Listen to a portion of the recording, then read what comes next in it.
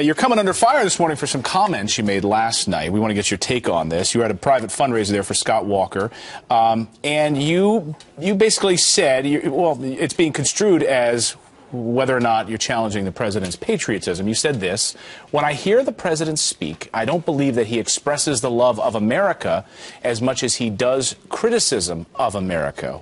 What do you mean by that? Well, first of all, I'm not questioning his patriotism. He's a patriot, I'm sure. What I'm saying is that in his rhetoric, I very rarely hear him say the things that I used to hear Ronald Reagan say, the things I used to hear Bill Clinton say about how much he loves America.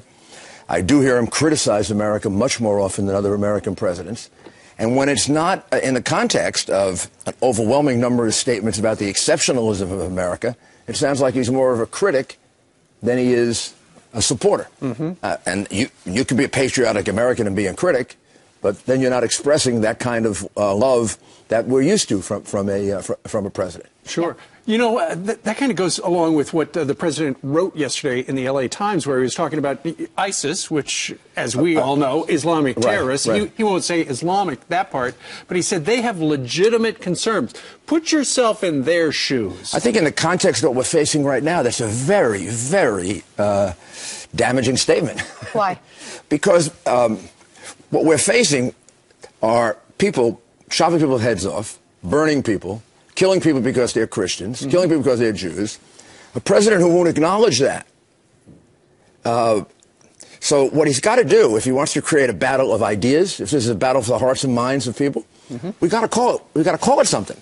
You and I cannot have a discussion about which is a better idea, Islamic extremism or, let's say, moderate Islam, if we don't describe it as extreme. It's a game of.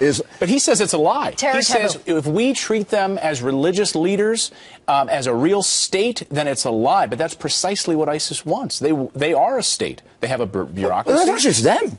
I mean, okay, fine. Put ISIS aside. That's them. What about us? What about Iran?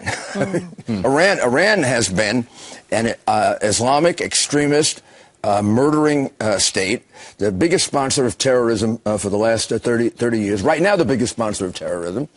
It's filled with ayatollahs who murder people. More people have died under Rouhani than under Ahmadinejad.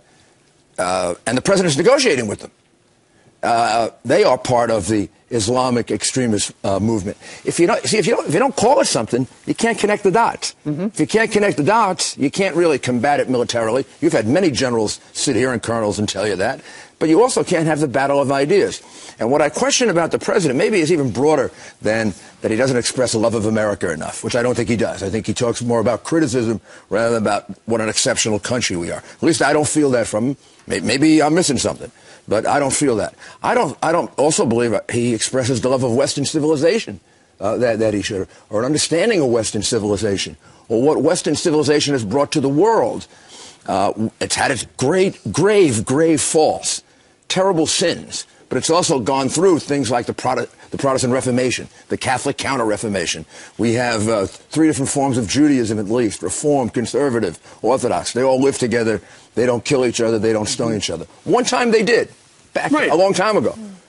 But now, how about we talk about how we get Islam into the modern age, where there's a recognition that you have to have this kind of debate within your religion, that it's got to come out in the open, it's got to be discussed. If you refuse to say that there are extremist members of the Islamic religion, well, then it sounds like you're living on Mars. They're using the religion Out of touch.